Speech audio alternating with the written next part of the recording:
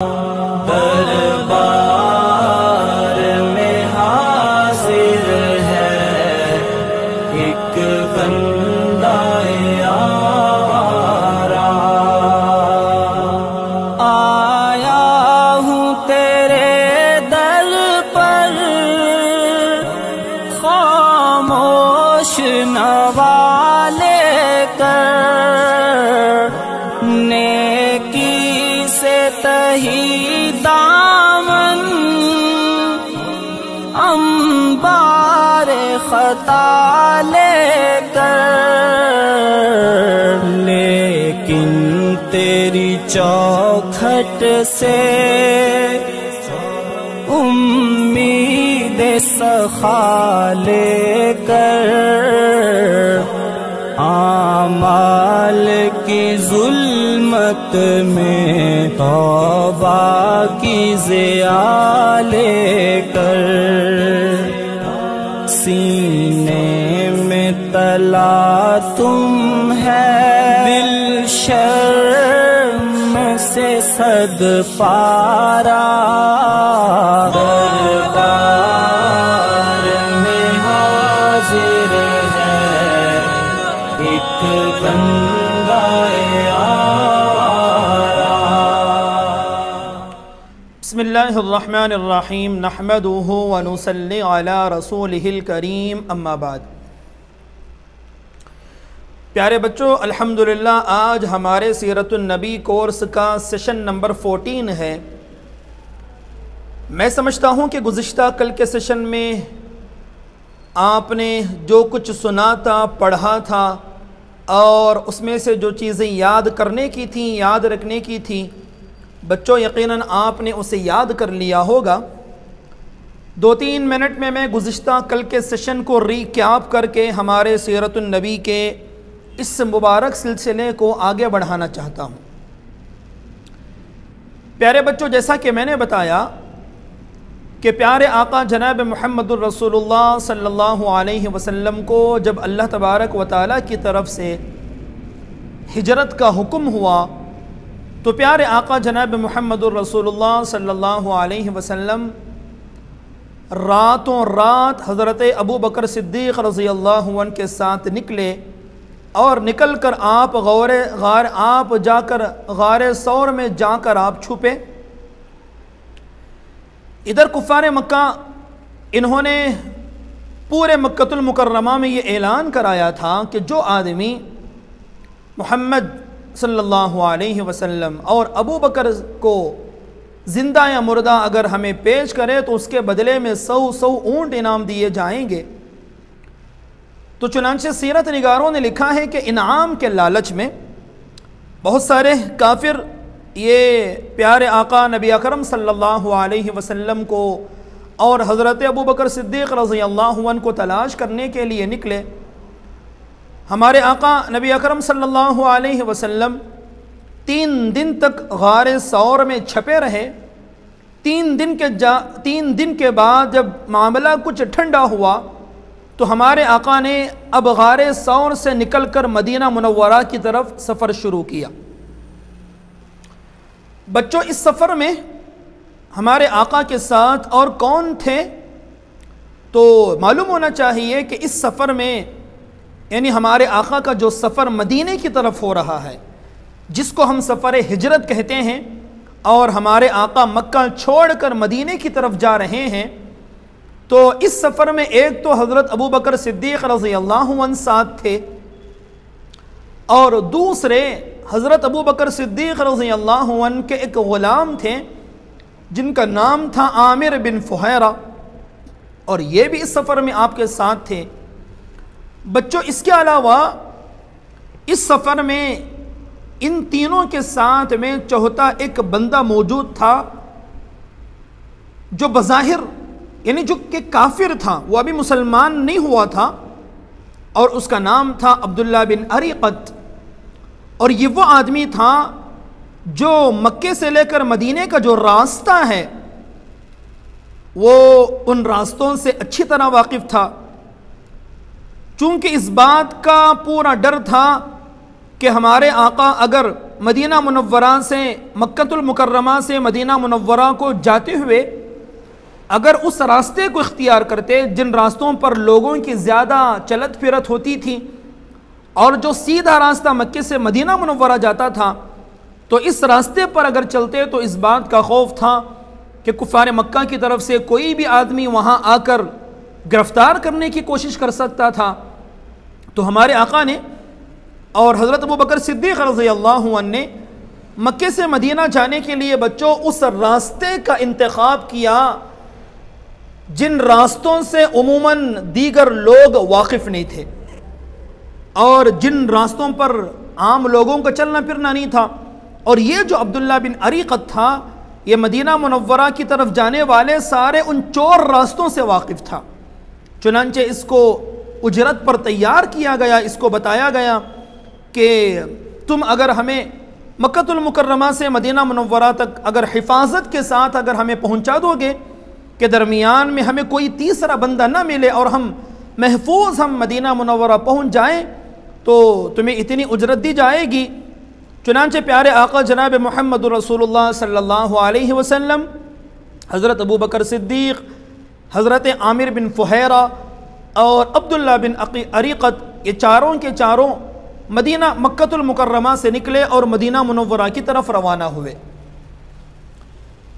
बच्चों, हमारे आका नबी अकरम सल्लल्लाहु अलैहि वसल्लम के मदीना मुनव्वरा पहुँचने से पहले रास्ते में कुछ वाक़ियात पेश आए हैं। मुख्तसरन मैं उन वाक़ियात की तरफ इशारा करके फिर आगे बढ़ता हूँ, तवज्जो रखना। चुनांचे सहाबा में से एक सहाबी हैं जिनका नाम है हज़रत सुराक़ा बिन मालिक जाशमी रज़ियल्लाहु अन्हु।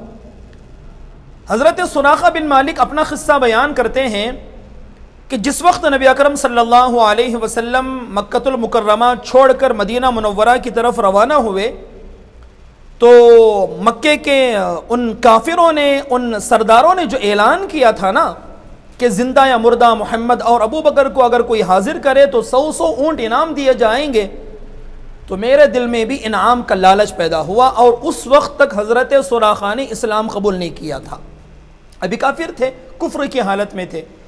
कहते हैं कि मेरे दिल में भी लालच पैदा हुई कि मैं भी तलाश करूं, अगर मेरे हाथ आ गए तो मुझे इनाम मिल सकता है। चुनांचे सुराक़ा कहते हैं मैं इनको तलाश करते हुए निकला और निकलकर मैं अपने घोड़े पर सवार होकर इनको तलाश करता हुआ गया, तो एक रास्ते पर मुझे ये नज़र आ गए। सुराक़ा कहते हैं कि मेरे पास कुछ तीर थे जिनके मुताल्लिक़ मेरा ये अक़ीदा था, जब भी मैं किसी सफ़र में निकलता था तो मैं उन तीरों के ज़रिए से फ़ाल निकालता था। अगर मुझे उसमें यस का अगर ऑप्शन मिलता तो मैं उस काम को करता था, अगर उन तीरों से मुझे अगर नो का ऑप्शन मिलता तो मैं नहीं करता था। तो मैंने प्यारे आका और हज़रत अबू बकर सिद्दीक़ की तरफ बढ़ने से पहले, अगरचे वो मुझे नज़र आ गए, लेकिन उनके करीब पहुँचने से पहले पहले मैंने अपने उन तीरों को निकाल कर मैंने फ़ाल देखी, तो मुझे तीरों के ज़रिए से ये ऑप्शन मिला कि नो, आपको आगे नहीं बढ़ना। लेकिन मैंने अपने तीरों को झुटला दिया और प्यारे आका के करीब में गया तो मेरे घोड़े के पैर ज़मीन में धंस गए। लिहाजा मुझे उस वक्त एहसास हुआ कि वाक़ईतन ये कोई बड़ी शख्सियत होंगी जिनको मैं गिरफ़्तार नहीं कर सकता। लिहाजा मैंने दिल ही दिल में दुआ की, और बाज़ रिवायतों में आता है कि प्यारे आका ने उनके लिए दुआ फरमाई तो उनके पैर ज़मीन से, घोड़े के पैर ज़मीन से निकल गए। फिर दोबारा मेरे दिल में इरादा हुआ कि मैंने गिरफ़्तार कर लूँ, फिर मैं दोबारा उनके करीब गया तो फिर दोबारा मेरा जो घोड़ा था उसके पैर ज़मीन में धंस गए। चुनांचे 2 से 3 मरतबा इस तरह का मामला हुआ तो मैं समझ गया कि वाक़ईतन ये सच्चे रसूल और सच्चे आदमी हैं, मैं इनको गिरफ़्तार नहीं कर सकता।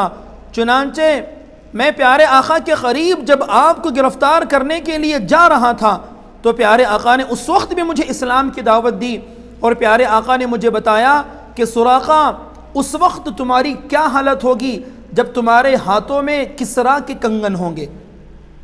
बच्चों, ये जो किसरा था ना, ये उस ज़माने की बहुत बड़ी ताकत थी जिसे हम पर्शियन अम्पायर कहते हैं, उसका बादशाह था। प्यारे आका उन्हें ये बताना चाह रहे थे कि एक ज़माने में पर्शियन अम्पायर फ़तह हो जाएगा और बादशाह के जो सोने के कंगन हैं जो बादशाह पहना करता था, अल्लाह तबारक व तआला तुम्हें वो पहनाएंगे। चुनांचे उसी वक्त मैंने इस्लाम कबूल कर लिया और मैंने आका नबी अकरम सल्लल्लाहु अलैहि वसल्लम से दरख्वास्त की कि आप मेरे लिए अमन का परवाना लिख कर दें। चुनांचे मुझे आपने एक अमन का परवाना लिख कर दे दिया, लिहाजा मैं वापस चला आया। मैं वापस पलटा तो बहुत सारे अफराद उसी रास्ते पर जा रहे थे जो आका नबी अकरम सल्लल्लाहु अलैहि वसल्लम को और हज़रत अबू बकर सिद्दीक़ को तलाश कर रहे थे। मैं उस रास्ते पर आया, वापस पलट कर तो जितने लोग उस रास्ते पर इन्हें तलाश करते हुए जा रहे थे, मैंने सबको धोखे में डाल दिया। मैंने कहा कि मैं इस रास्ते पर चल चुका हूँ, यहाँ पर कोई मौजूद नहीं है, लिहाजा वापस चलो। इस तरह बहुत सारे लोगों को मैंने वापस कर दिया। इसी तरह और एक वाक़या ये भी पेश आया कि प्यारे आका जनाब मोहम्मद रसूलुल्लाह सल्लल्लाहु अलैहि वसल्लम का ये छोटा सा काफ़िला सफ़र करते करते उस जंगलो बयाबान में एक ऐसे मकान पर, एक ऐसे घर पर पहुंचा जहां पर सिर्फ एक बूढ़ा और एक बुढ़िया रहा करती थी। चुनांचे सीरत निगारों ने लिखा है कि उस जंगलो बयाबान में एक बूढ़ी औरत रहा करती थी जिनका नाम था उम्मे माबद। उम्मे माबद, बच्चों आपको ये नाम याद रखना है। और उम्मे माबद का ये काम था कि उस जंगलो बयाबान में बैठा करती थी, उनके पास बकरियां थी और उनके शौहर अबू माबद भी साथ रहते थे। उनका काम था मुसाफिरों को खिलाना पिलाना, मुसाफिरों की खातिरदारी करना, बस उनका वही काम था। हमारे आका फरमाते हैं कि हम जब उम्मे माबद के ख़ीमे में गए तो जाने के बाद हमें भूख महसूस हुई, तो हमने उम्मे माबद से दरख्वास्त की कि आपके पास कुछ खाने के लिए हो तो हमें दे दें। लेकिन इत्तेफाक से उस ज़माने में उम्मे माबद इनके घर में बहुत ज़्यादा कहसाली चल रही थी। तो उम्मे माबद ने बताया कि इस वक्त मेरे घर में कहसाली है, यहाँ तक कि मेरे बकरियों में के थनों में दूध मौजूद नहीं, मेरे बकरियाँ खुद दुबली पतली हो गई हैं और मेरा शौहर अबू माबद ये बकरियां चराने के लिए दूर जंगल में गया है। आका ने फरमाया कि कोई हो, कुछ तो हो। तो उम्मे माबद ने कहा कि एक बकरी मौजूद है, बिल्कुल मरियल है, उसके थनों में बिल्कुल भी दूध मौजूद नहीं। हमारे आका ने फरमाया कि उसी को हाजिर करो। उम्मे माबद ने उसे हाजिर किया तो हमारे आका नबी अकरम सल्लल्लाहु अलैहि वसल्लम ने दुआ फरमाई और बकरियों के थन पर अपना मुबारक हाथ फेरा तो बकरियों के जो थन थे बच्चों वो दूध से भर गए। चुनांचे हमारे आका ने खुद भी दूध पिया, हज़रत अबू बकर सिद्दीक़ को पिलाया और सब ने खूब सैर होकर दूध पिया। उम्मे माबद ने भी पिया। उसके बाद में एक बड़े बर्तन में हमारे आका ने दूध भरकर उम्मे माबद को दे दिया कि ये आपके लिए काम आएगा। चुनांचे इस तरह से उम्मे माबद से मुलाकात के बाद हमारे आका आगे सफ़र पर निकले। इधर अबू माबद वापस आए तो उन्होंने देखा कि घर में एक बहुत बड़ा बर्तन दूध से भरा हुआ रखा हुआ है। तो अबू माबद से पूछा कि मेरी बकरी तो बिल्कुल मरियल थी, ये दूध कहाँ से आ गया? तो उम्मे माबद ने बच्चों उस वक्त हमारे आका की बहुत अच्छे अंदाज में उन्होंने तारीफ़ की और हमारे आका के उन्होंने सिफ़ात बयान फरमाए हैं। अच्छा, उधर मदीना मुनव्वरा की हालत ये थी कि चूँकि मदीने वालों को पता चल चुका था कि जनाब मोहम्मद रसूलुल्लाह सल्लल्लाहु अलैहि वसल्लम मक्कतुल मुकर्रमा से निकल चुके हैं और मदीना मुनव्वरा आ रहे हैं, तो मदीने के लोग, बच्चे बच्चियाँ सारे के सारे रोज़ाना मदीना मुनव्वरा से बाहर आते थे और हमारे आका का इंतज़ार करते थे। बच्चों आपको मालूम है कि वो जो ज़माना था हमारे ज़माने की तरह नहीं। उस ज़माने में फ़ोन का इंतज़ाम नहीं, सोशल मीडिया का ज़माना नहीं।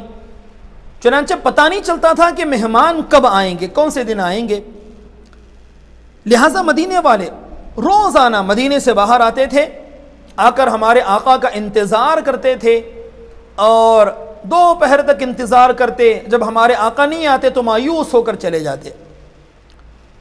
चुनांचे सीरत निगारों ने लिखा है कि एक मरतबा मदीने वाले मामूल के मुताबिक मदीने से बाहर आए। बाहर आकर उन्होंने हमारे आका का इंतज़ार किया, रास्ता देखते रहे।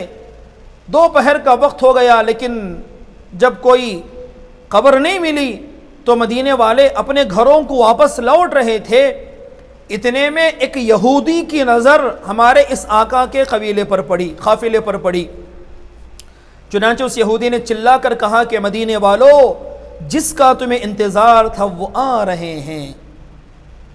बच्चों, जैसे ही मदीने वालों को, और मदीने से बाहर बिल्कुल एक बस्ती थी जिसको खुबा का इलाका कहा जाता था, इन्हें जब हमारे आका के आने की खबर मिली तो ये सारे के सारे हथियार से सज धज कर हमारे आका के इस्तकबाल के लिए बाहर आ गए।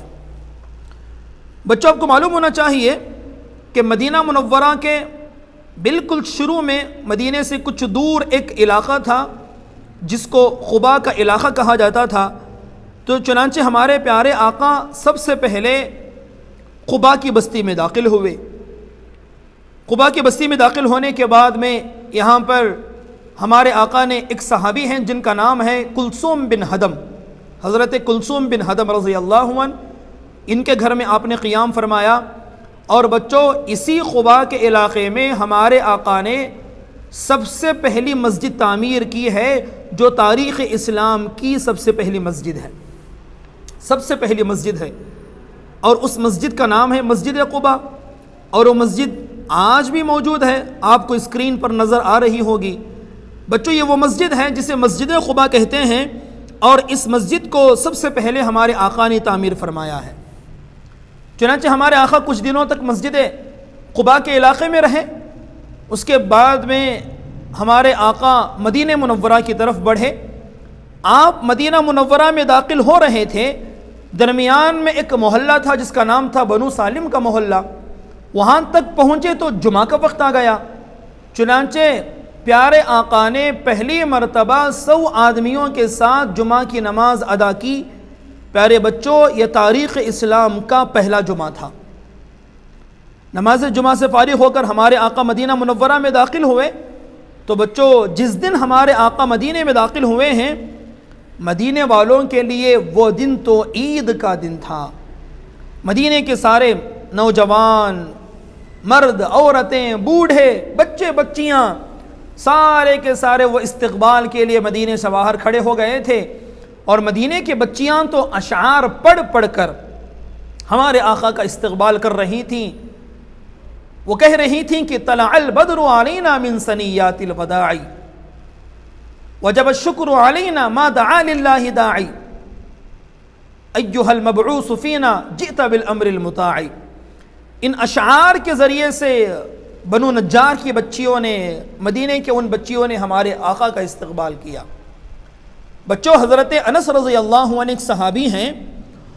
वो फरमाते हैं कि आका नबी करीम सल्लल्लाहु अलैहि वसल्लम जिस दिन मदीना मुनव्वरा में दाखिल हुए ना, उस दिन मदीना मुनव्वरा की हर चीज़ रोशन हो गई, हर चीज़ रोशन हो गई। और बच्चे, मदीने वालों की हालत ये थी कि मदीने में हर बंदा ये चाहता था कि नबी अकरम सल्लल्लाहु अलैहि वसल्लम उसके घर में क़ियाम करें। चुनांचे हर आदमी आगे बढ़ बढ़ कर हमारे आका से दरख्वास्त करता था कि अल्लाह के रसूल, मेरा घर, मेरी जान, मेरा माल आपके लिए हाजिर है, आप तशरीफ़ लाएं, आप मेरे घर में आएँ। लेकिन बच्चों, हमारे आका जिस ऊँटनी पर सवार थे, जिसका नाम कस्वा था, हमारे आका ने फरमाया कि इस ऊँटनी को छोड़ दो, ये ऊँटनी अल्लाह के हुक्म से चल रही है। चुनांचे ऊँटनी चलती रही, मदीने वाले इंतज़ार रहे, मुंतज़िर रहे कि ये ऊँटनी कहाँ बैठेगी। आका ने फरमाया कि ये ऊँटनी जहाँ जाकर बैठेगी मेरा वहीं ठिकाना होगा।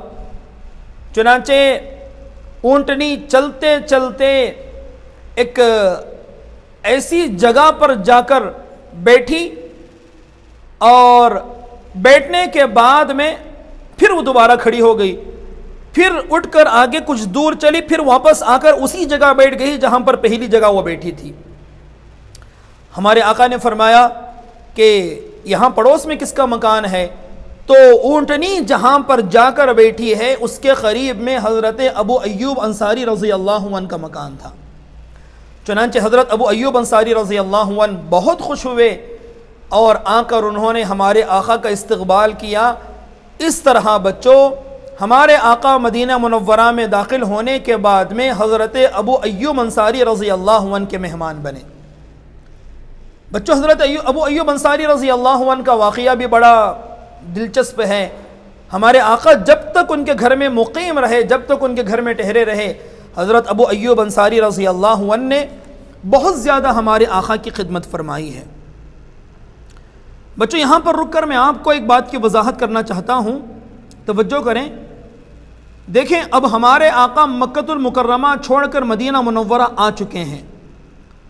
अब तक हमारे आका की सीरत हम जो बयान कर रहे थे, तो हम बार बार कहते थे नबूवत का पहला साल, नबूवत का दूसरा साल, नबूवत का तीसरा साल।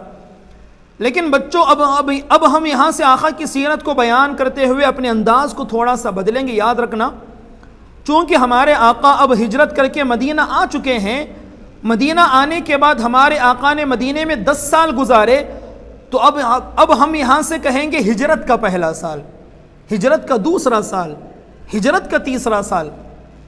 इसलिए कि नबूवत से पहले की जो ज़िंदगी थी, हमने उसे कहा था पैदाइश का पहला साल, पैदाइश का दूसरा साल।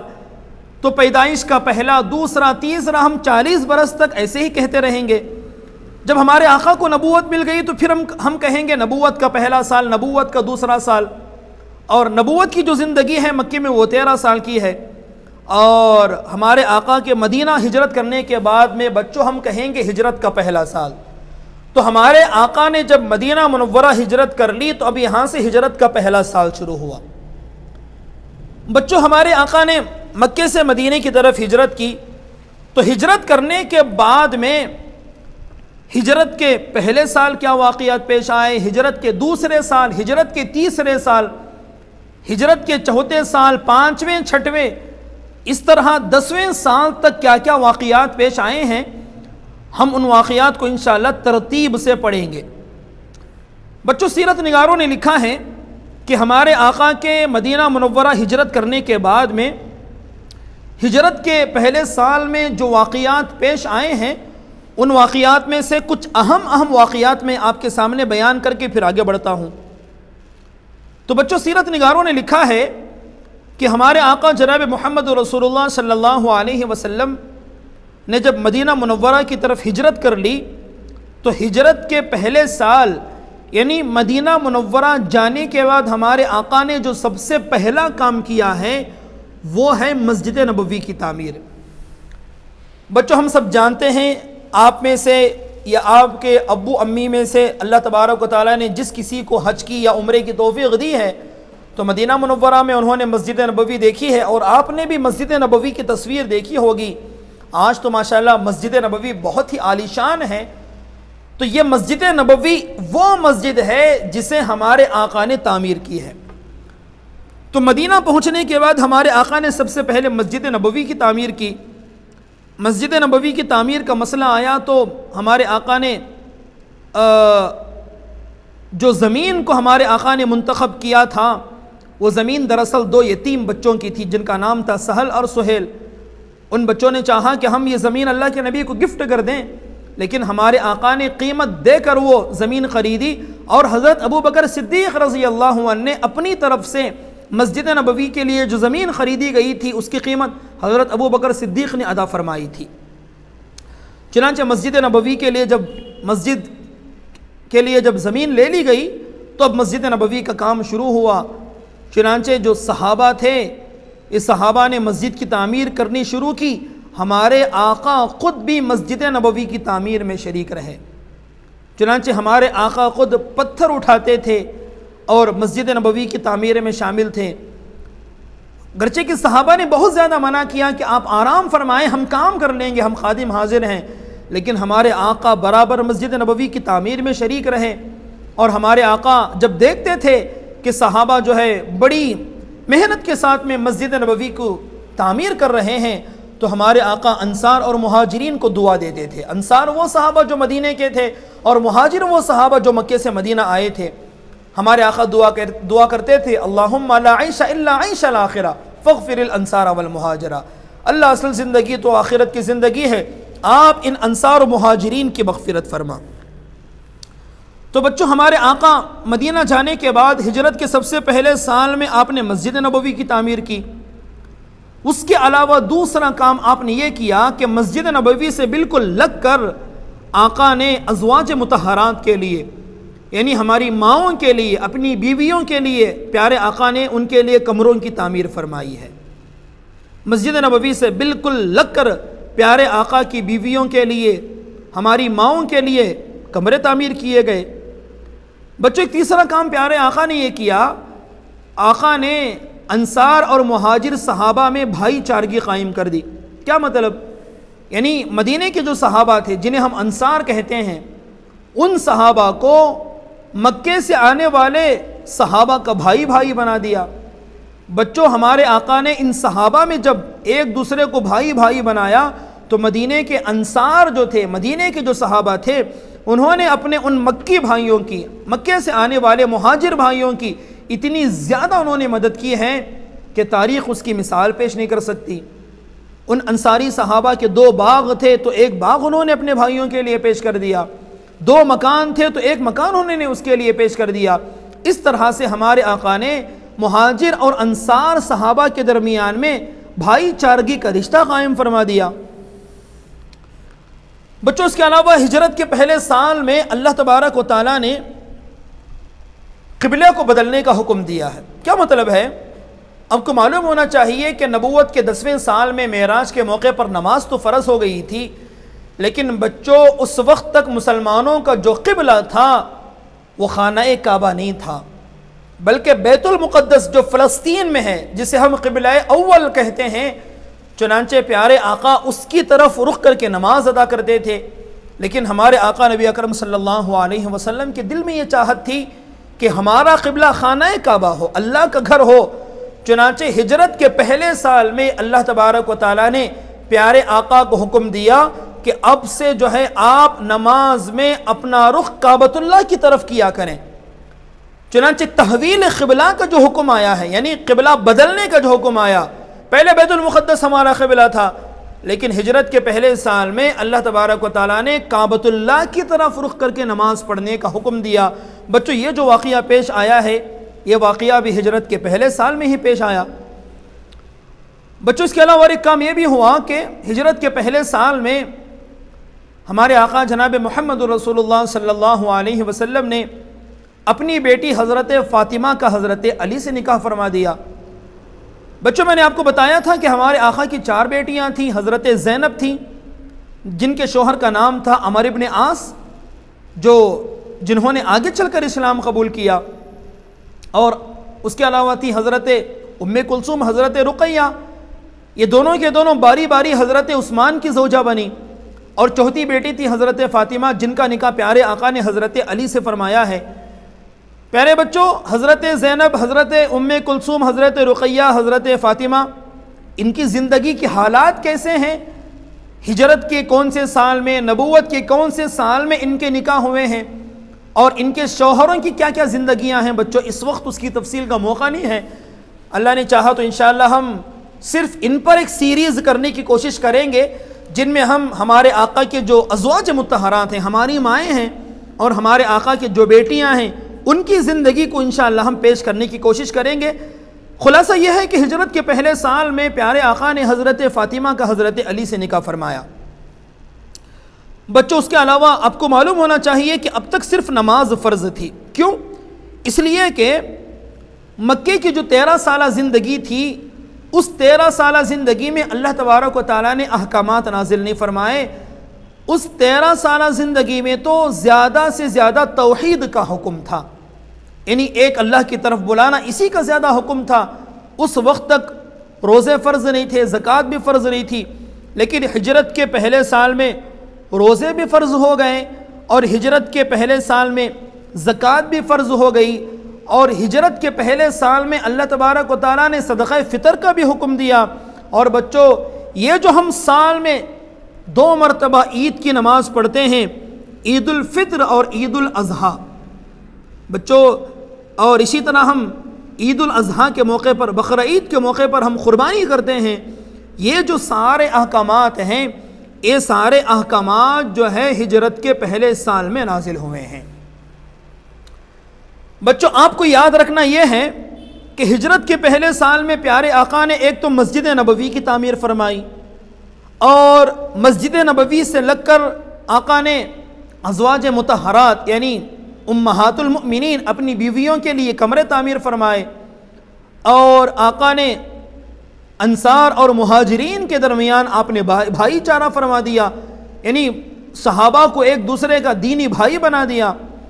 और हिजरत के पहले साल में क़िबला बदलने का भी अल्लाह तबारक व तआला की तरफ से हुक्म आया कि मुसलमान बैतुल मुक़द्दस को छोड़कर अब खाना काबा की तरफ रुख करके नमाज़ पढ़ने लगे।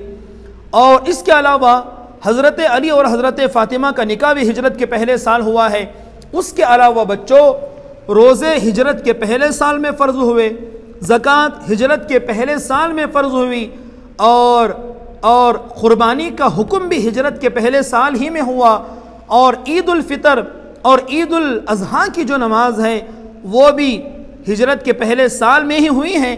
असल में बात यह है कि प्यारे आका जब मदीना आए तो वहाँ की यहूदियों को आका ने ईद करते हुए देखा। तो हमारे आका ने पूछा कि ये क्या है? उन्होंने फरमाया कि यहूदियों की ईद है।